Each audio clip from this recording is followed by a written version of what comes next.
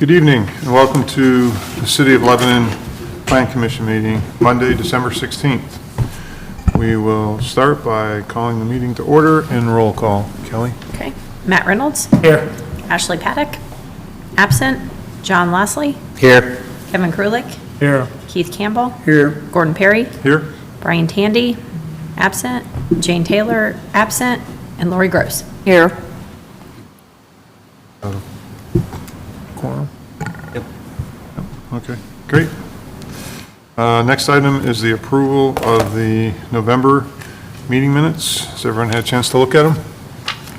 Any questions, concerns, updates, revisions? If not, entertain Move we approve the November 18th minutes.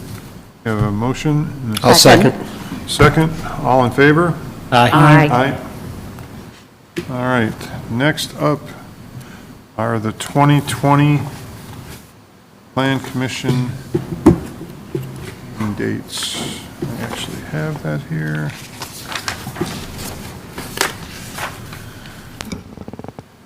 Ben, do you want to read it or Yeah, I was walk gonna us say, through we this had- table that was put together for us? Yeah, we had our office manager put together that schedule. If there's anything in there where you see a significant conflict with any of the dates for the meetings, let me know. I know she made sure to check for any scheduled holidays or things like that, but if there's anything else we happen to miss, let me know. We can make that change and get those approved. As far as we knew, we had avoided any major conflicts.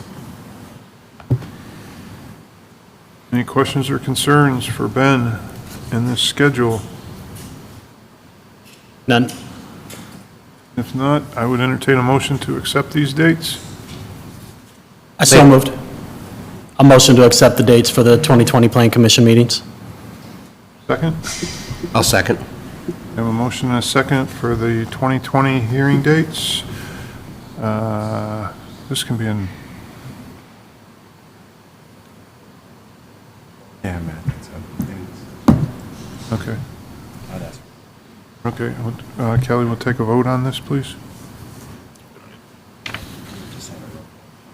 Oh, okay, we can just do it, we can, all in favor of these dates? Aye. Aye. All opposed? Okay, sorry about that. All right, old business. I don't see anything here on the docket, Ben, so we'll move right to the new business. Docket number 19-41, consideration of the 2019 City of Lebanon Comprehensive Plan. You lead us through this, Ben? Yeah, I will take a little bit of time. This is the formal public hearing for the comprehensive plan, so I will take a little bit of time to go through some of the details of the plan, a little bit more than we did at the last month when we were just introducing it to you. But just real quick first on the process. So this is something that is adopted by resolution by the city council. But they do require a recommendation from the Plan Commission. So tonight, once I walk through this, if you have any questions or concerns, either about the content of the website or about how it works, please let me know. What I'd be asking for is a recommendation from the Plan Commission, and perhaps subject to any changes that you guys see fit. We just want to keep this moving, and then this will be in front of the council at their first January meeting for an adoption discussion. So just a quick walkthrough. They'll bring the screen up for the computer. Hopefully this works better than it did at the BZA last month, or earlier this month, I guess. All right. Let's see if this is going to work. All right. So just to walk through a little bit, this is actually the home page, and just a quick reminder: we will not have a printed comprehensive plan. It is going to be a website. Two reasons we like this: one, we think it's more accessible to the general public. Certainly the planning department will use it on a daily, if not weekly basis to review and use as guidance and things we do. But we're hoping that this website is something that will be more accessible to the general public, so they can keep track of things we're doing, keep track as we accomplish things, and see as new objectives come on board. So something they could check, they can find things easily. They don't have to try to flip through a 120-page document to find something that's relevant to them. So this is something that hopefully be easier for them. The second reason we like that is it's going to be easier for us to update things as we move forward. So most printed comprehensive plans, they change maybe every 4 or 5 years when you do something major. In this case, we could make minor changes as we go. So if in two years from now, we've accomplished one of these objectives and it doesn't make sense to have it on here anymore, we can remove it. Or we can just keep track as things change and we make improvements or we accomplish certain tasks with an objective. We can check things off as being accomplished. And we can add things if new objectives arise as we move forward, we can add these things to the website. This is set up so that as staff, we can make those changes internally. We don't have to go back to consultant to make changes or to the web developer. It's set up with a back-end framework that allows us to do those things in-house. That same goes for any of the maps and things like that too. So if this Plan Commission adopts major changes to the land use map, we can make those changes in-house and update them to the website. There isn't any sort of major task that has to happen to get this updated through a consultant. So those are the two main reasons why we really like this idea of going to a web page. We're treading a little bit of new ground. As far as I know, there is not a community in the state of Indiana that has a web-based plan.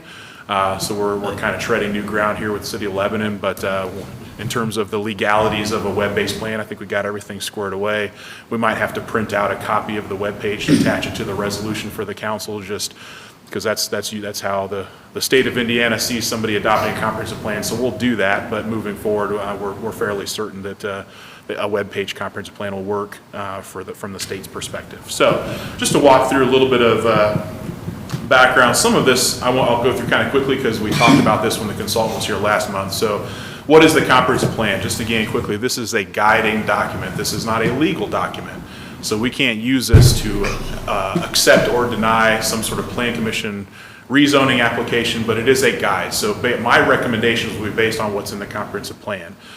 The Unified Development Ordinance is our legal document that enforces rules and regulations on development or on someone's home, et cetera. So the comprehensive plan is a guide, and the state of Indiana has a very general guidance for what needs to be in a comprehensive plan. You know, you need to address future land use and development. You need to address utilities. Beyond that, it's really up to the communities what's most important and critical in that community as to what is included in the comprehensive plan. And why we're updating it now, as you all know, our current plan is about 12 years, almost 13 years old. A lot has changed in that time. In particular, our vision for the community has evolved over time. So we wanted to make sure that the comprehensive plan reflected the vision of the community today as it sits today. The other big thing that's happened is we have a number of different documents and studies that have been updated since 2007 that we need to make sure we're incorporating in the new comprehensive plan. So we've done a downtown plan, we've done a trail plan, we've done a new thoroughfare plan, our flood documents are all updated. We wanted to make sure to incorporate the guidance from those plans into this. It was very important to do that. So move forward just a little bit on the process. This is the overall process. We started out with just information gathering, discovery about the community. This included the initiation of our steering committee, which is a group of about 15 people that really we use them to bounce ideas off of, to learn things about the community we may not have known, maybe confirm that some things that we thought about the community were not correct. But then also use them as we start developing the ideas to really form and shape those ideas into what you'll see on the web page we see here in a little bit.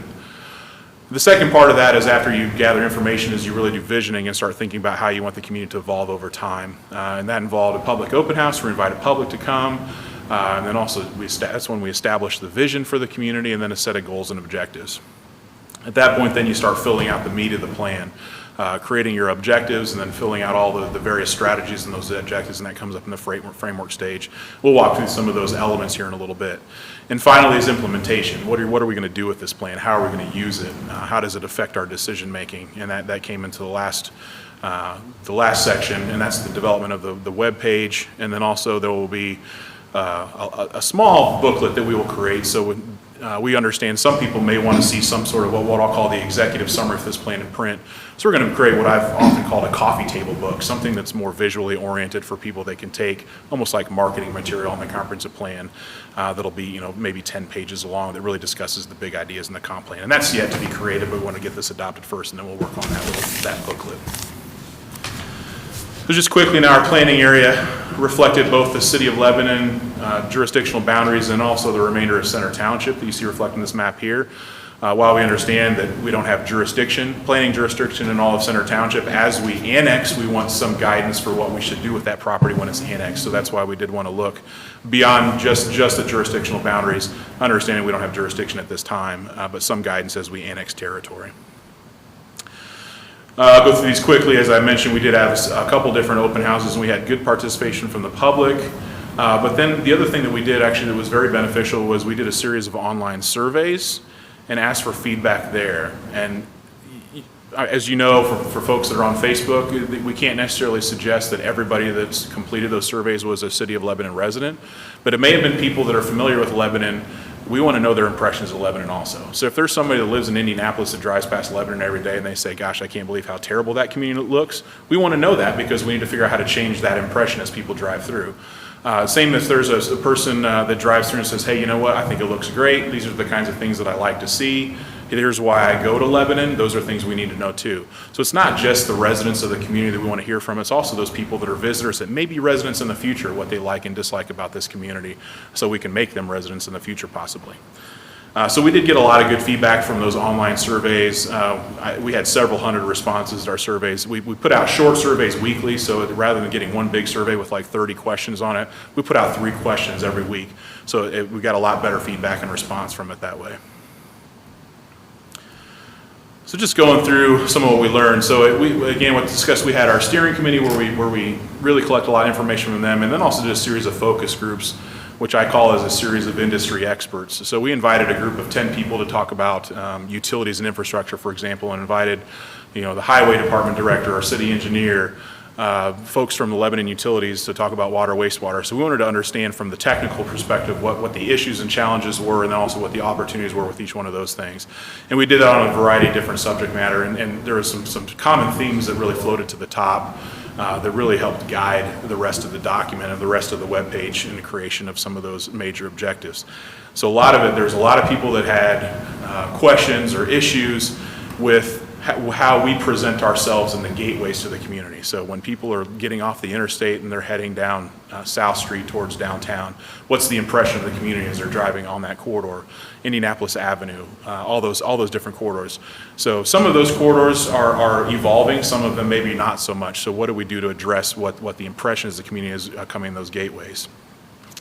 A number of questions and requests about additional quality of life amenities, and whether that is additional retail and restaurant options, additional park facilities, et cetera. There was a lot of requests for additional amenities that relate to those things.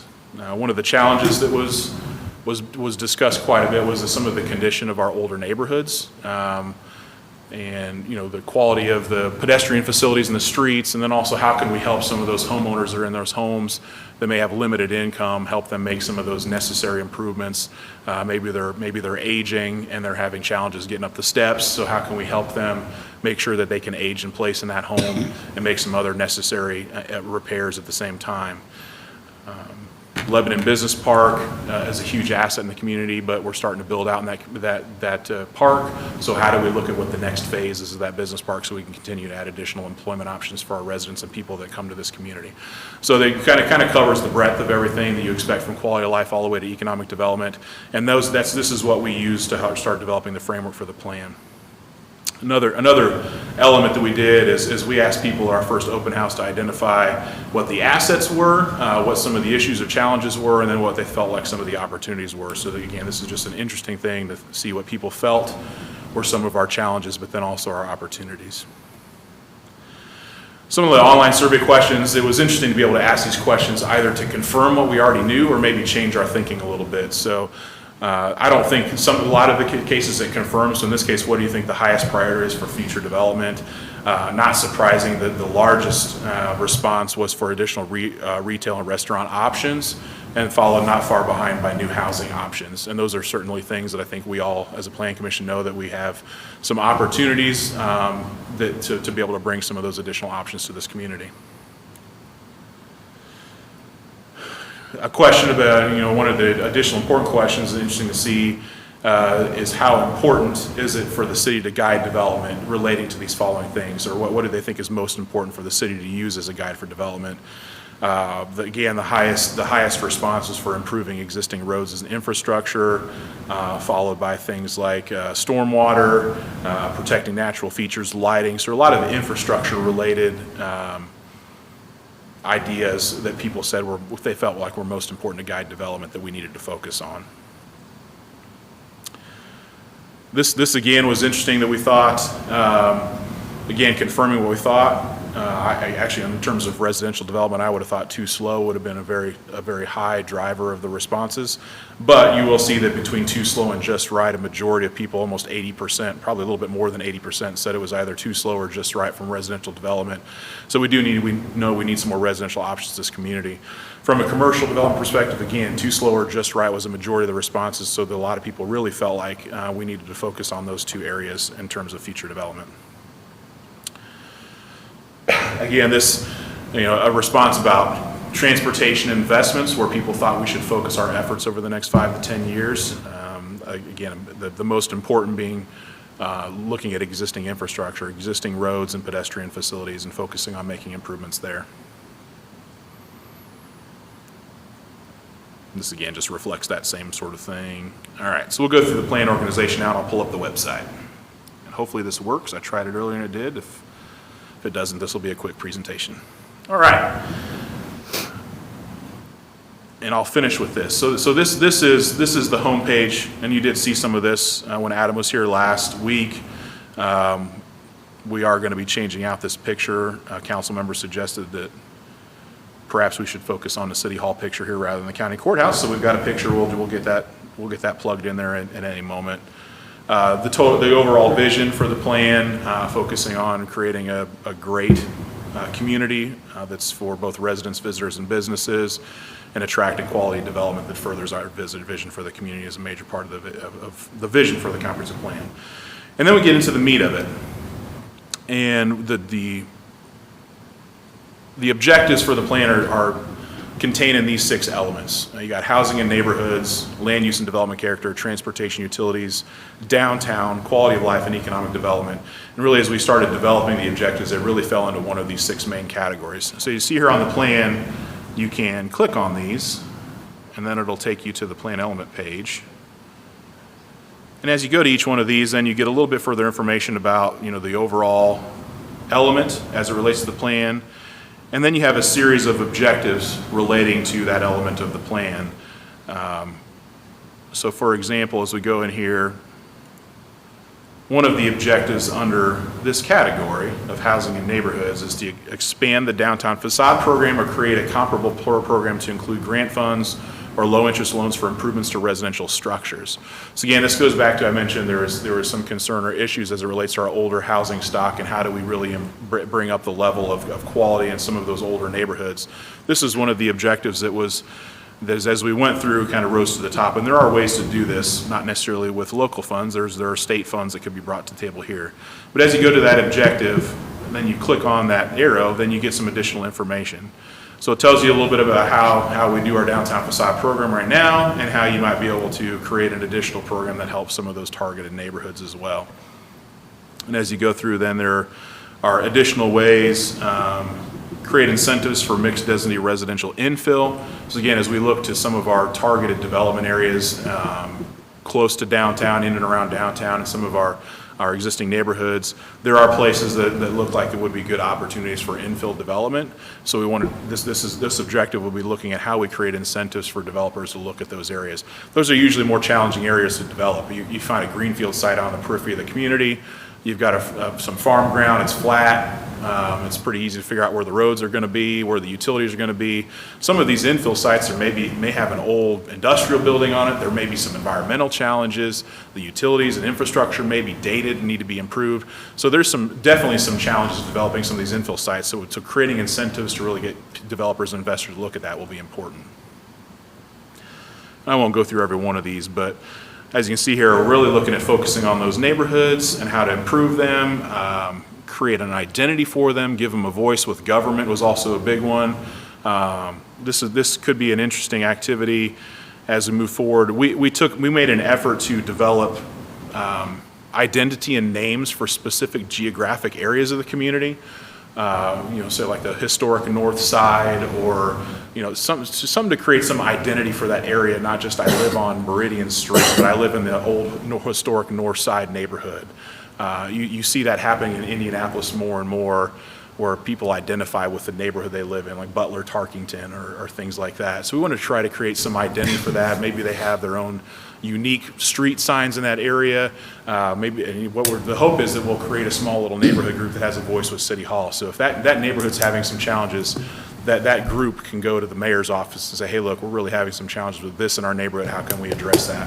So just trying to create that connectivity and identity for the neighborhoods that doesn't necessarily exist today.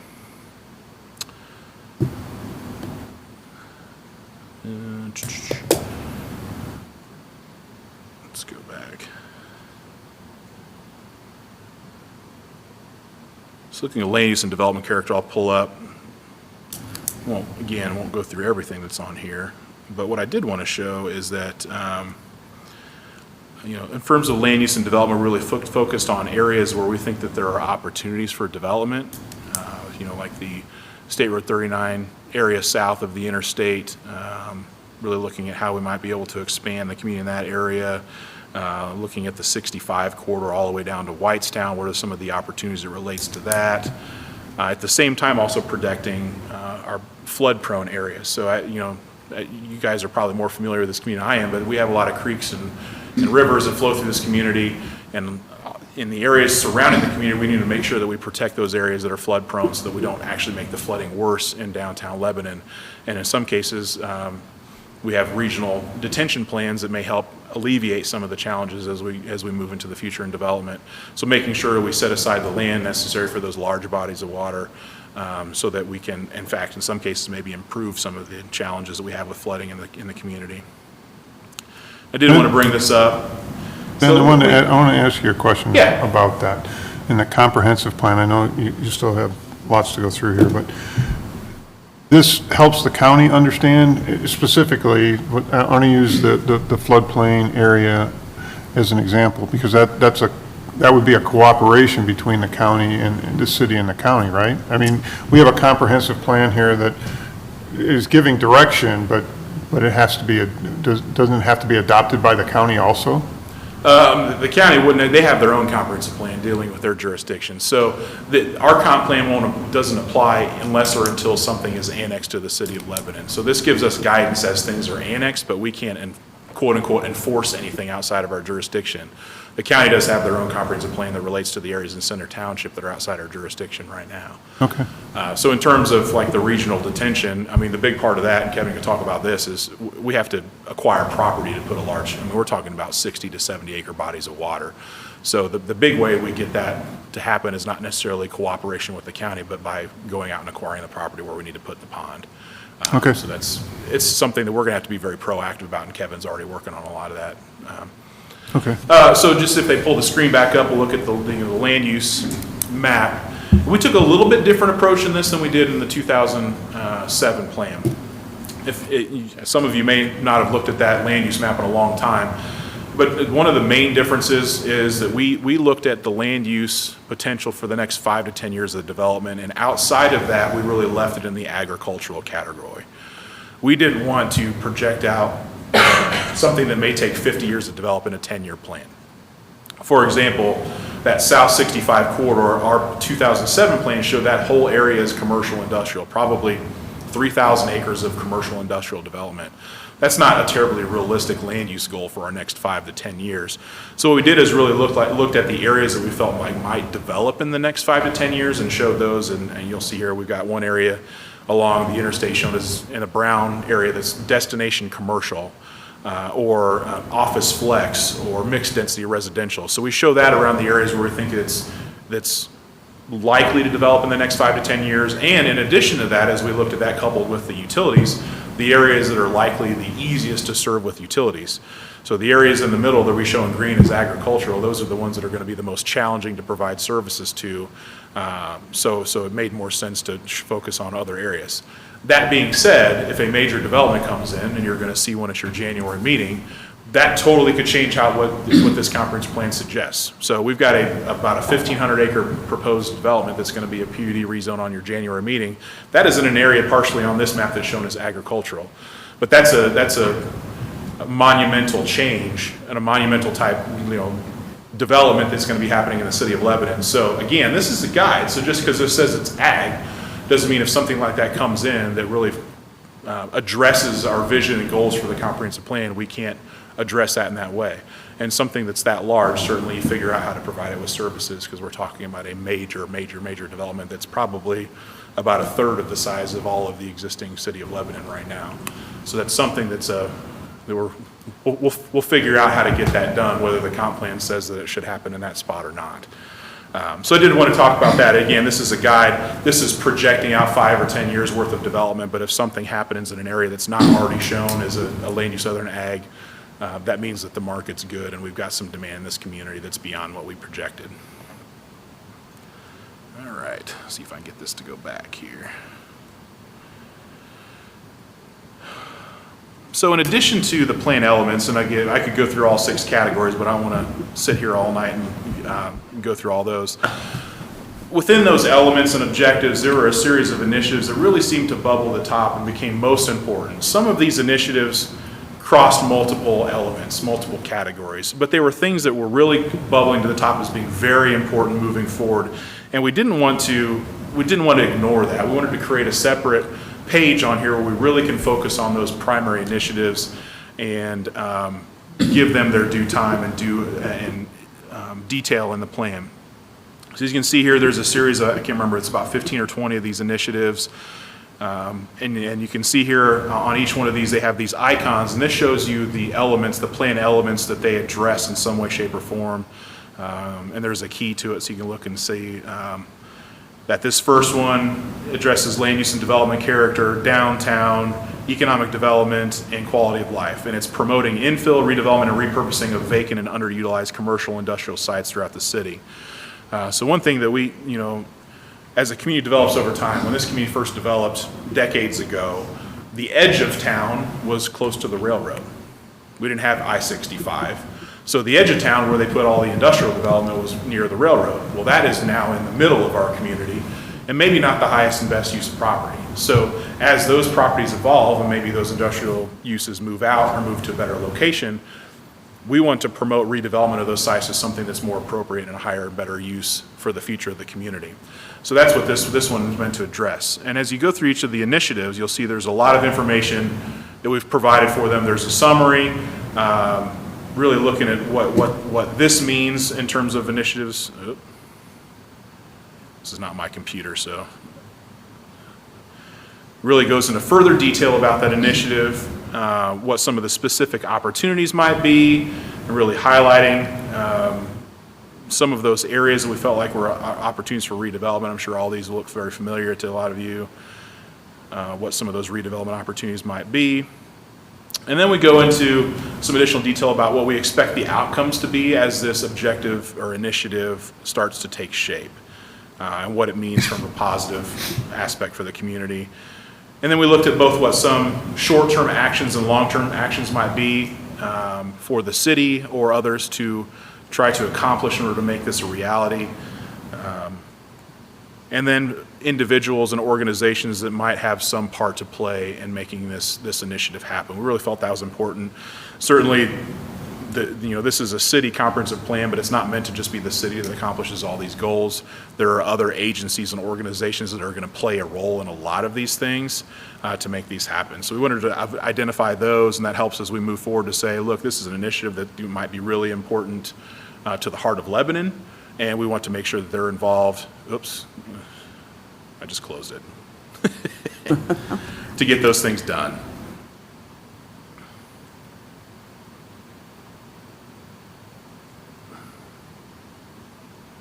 All right. Just give me a second to get back to where we were. I'll go through just a few of the additional initiatives and then address implementation.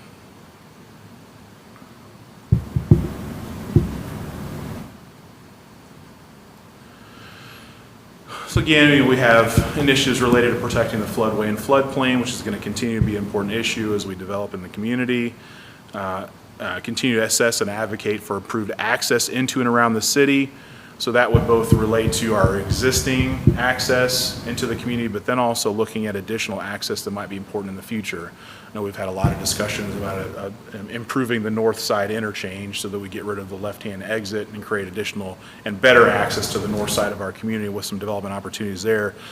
But as you'll see, as this new development comes in south of town in the next month or two, there's probably going to be a need for another interchange, kind of a midpoint interchange somewhere along I-65. This is going to be a major development it's probably about a $2 billion in assessed value as it develops. So there's going to be some need for better access in that area too. So this really looks at continuing to assess that as things evolve and change over time. How do we address some of those access needs as development happens? Creating an active and walkable downtown, continue to promote that's important. You know, the Big Four Trail is now connected to the downtown. How do we connect that down to Abner Longley Park and get that trail down to our neighbors to the south? Important connections, both from that perspective, then also how do we get people around the community too? So if you live out on the northeast side or something like that, how do we allow people to get from that northeast side to downtown rather than just hopping in their car? Are there things we need to assess and improve there too? So you can see every one of these has additional detail to that. So as people, if they look and say, oh, I really would like to find out more about the creation of an innovation center or business incubator, I can click on this and find out information that would be important to me. So if that's somebody that thinks that that's a real hot button for them, they've got the information at their fingertips there. Same if they we're really excited about updating the Unified Development Ordinance, which usually nobody is except for me. But if somebody wanted to find out what that entailed and how that happened, they could do that as well. And as I mentioned, this is a guiding document, so it's important as we move forward, if we want to be able to enforce things that are in this comprehensive plan, we need to evaluate the Unified Development Ordinance and figure out where we need to make changes or updates so that UDO reflects the goals of our comprehensive plan as well. So that's, while it's not the sexy next step from a comprehensive plan, that's a really important step from the planning perspective to be able to enforce as much as possible what's in the comprehensive plan. So a little bit on implementation, and then I'll answer any questions you have. This really talks about how we take this plan and move forward and really initiate and activate all these initiatives and elements that are in here. Looking at initiatives to get early action. Once we get past adoption, how do we implement this? One thing that I know we've had a little bit of questions on is how do we update this thing? Is this something where just the planning staff are going to look and say, yeah, I think this is something that needs to be updated or changed a little bit? And that is part of it, but what I really see happening is that we're going to create some sort of small committee, doesn't meet regularly, maybe once a year, maybe twice a year, to sit down and say, okay, let's evaluate this, figure out what's working and what's not, and maybe a subset of the Planning Commission, maybe a member from the City Council, that we really look and say, you know what, this initiative sounded really good when we adopted this plan, but it's not working so well the way it is in here. Let's figure out how to change that so it makes more sense moving into the future. So that's a committee that'll meet every once in a while and look at those things and evaluate what's working and what's not, and make changes as necessary. In addition, there's some discussion about some of these implementation or key initiatives and implementation is going to require some funding, so it talks about how you do those things. It's not always just asking the council for money. There are a lot of different opportunities to try to fund initiatives that are in here. So it really looks at how you consider those options and what makes the most sense for getting things done. So there's a lot more in there. I'm sure you guys all read this word for word moving into this meeting. But it really talks about how we use this and how we make sure that this is something that's meaningful for the community moving forward. And that's really what it's meant to be. One final thing that's on here, and then I'll just answer any questions you have. As you flow through the website, there are a number of different maps and other documents that were contained on individual pages. But if somebody wants just a copy of some sort of map, they are contained on this Maps and Documents page. You can select the map from the pull-down menu.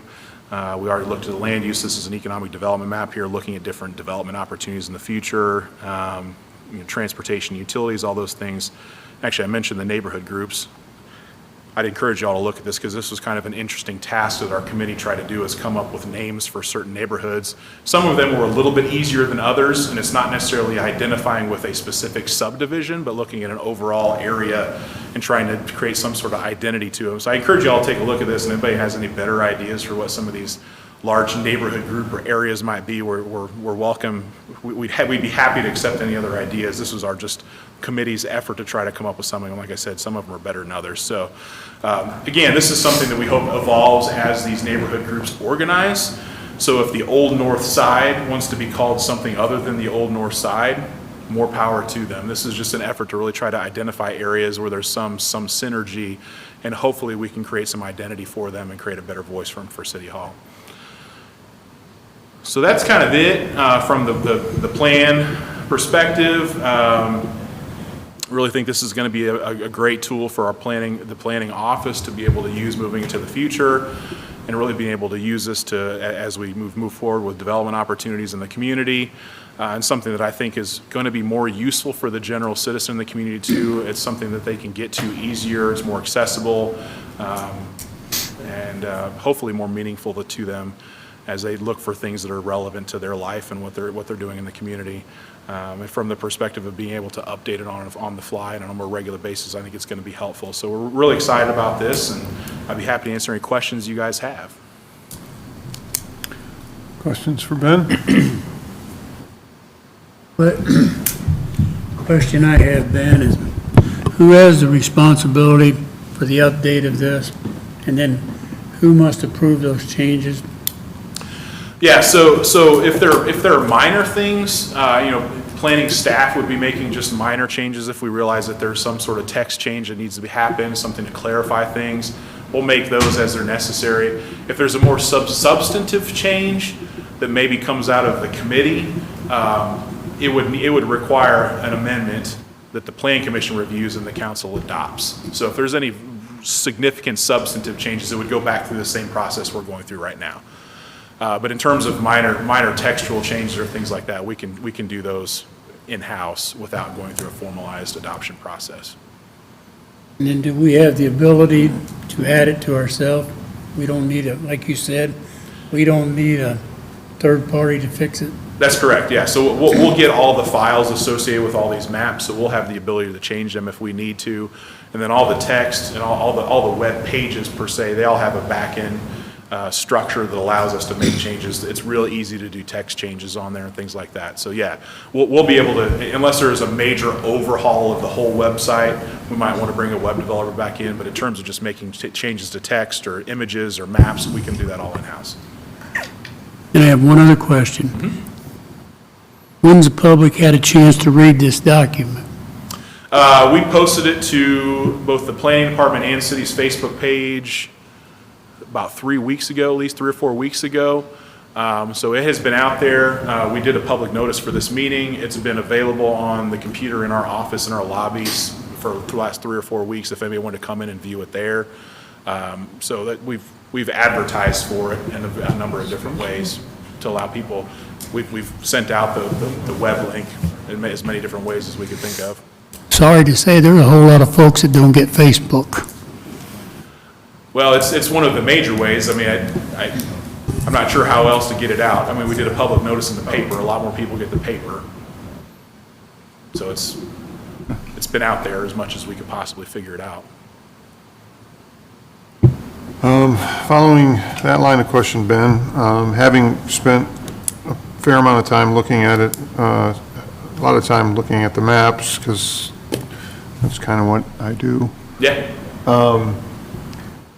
In over the last year alone, people have come to us either here at the Plan Commission or at the BZA, and they'll put forth a document that, this is part of our comprehensive plan, and they'll associate a date with it. They all know 2007, for example. Since our first time in seeing this to now, have we come up with a way of dating this or versioning this that we, the city, or the people looking at the website are gonna know what they're looking at? Yeah. So, going back to the home page, you'll see here, there will be an adopted date that'll be added to this once it's been adopted. Okay. So they'll be able to see that there on the home page. What I also envision if, say, we add a new key initiative to that page, we're gonna have to identify that initiative with a new date. So if we add a new initiative down here that says we really want a skate park or whatever, then we'll add a date to that specific initiative so we know. that was added at Same some kind of thing for the maps? Yes, yeah, we'll have to, it probably doesn't have those now, but like, what we'll probably need to do, and I'll address this with the consultant, is make sure that each one of these maps has a adopted date on the bottom of it, so that if there's a change made in 2 years, then they'll know that, that's the current map, so we'll just have to have those dates changed. We'll probably do is we'll create a little box at the bottom, this has the adopted date and then amended dates, so they can see the progression. Okay. And seeing as how we're going to be ahead of the curve here in the state of Indiana with this, which is probably pretty exciting in its own right. We don't have any legal, I know it's not a legal document, but moving into this digital space, we don't foresee any legal problems or? Yeah, we'll have to, in terms of the accessibility, I think what it says is you have to make a copy available. So it's just, our copy that we made available will be in a different format. So if somebody wanted to come to City Hall to view the comprehensive plan as opposed to them coming and getting a hard copy from the planning office, we're going to have a computer set up that's accessible to the general public.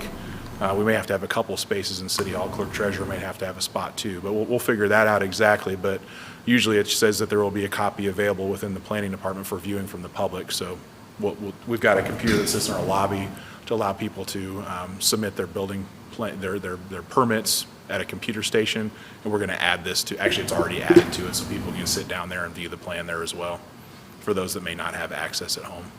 Okay, and then go ahead. And Ben, I think you also indicated we will have a hard copy attached to the resolution if somebody needed to and was not so inclined to use the Just the computer. logistics of getting something adopted, usually there's a reference to an exhibit in the resolution, so we will have to print out a hard copy of the web pages just for purposes of getting it adopted. And certainly if somebody said, I really want a copy of the land use map, they can either print it themselves or we can print something off for them and get it to them. And I think I know how this last question I have gets answered, but over how long is 2007 was our last comprehensive plan, so it's been 12 years? Yeah. Is that the typical length of a comprehensive plan, or because this is live, for lack of a better term, there won't be a length of time to it? Yeah. So some of it, I guess the real answer to that question is it depends. So if you're in a community or a county that's not in a major growth pattern or something that's changing a lot, a plan could go 10 or more years without needing a major overhaul. If you're in a place like, for example, Hamilton County over the last 20 years, most of those communities should have been updating their comp plans probably every 3 years, maybe at the longest, because things are changing so fast, maybe 5 years on the outset. I know the community I used to work in over in Hamilton County, I've seen them, they're doing another update to their comprehensive plan that was just adopted 3 or 4 years ago. So in a community that's changing rapidly, it's really 3 to 5 years is really the shelf life. Now, with the fact that we have something that we can change a little bit easier than a printed plan, we're probably going to get 5 to 10 years out of ours just because we can make changes a little bit easier than somebody with a 150-page document can make changes. So that's what I envision is 5 to 10 years. 10 years probably is the longest you really see a comp plan. I have a feeling, unless something significantly changes, there's going to be a lot of changes and developments that happen in Lebanon over the next 5 to 10 years. So, we'll be needing in 10 years to do this again.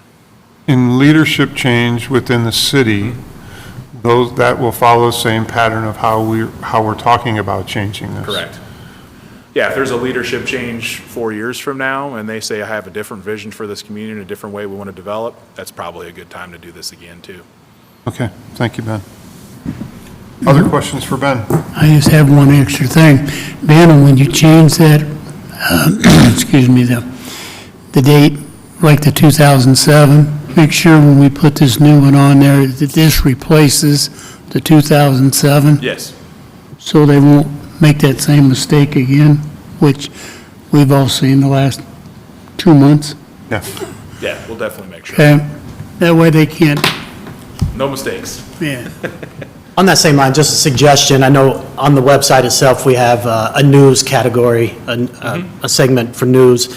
Maybe that includes news and updates, and on, August 21st at the Plan Commission meeting, this amendment was made to this particular section, or this map was updated to a newer version, just kind of a recap of any changes or amendments.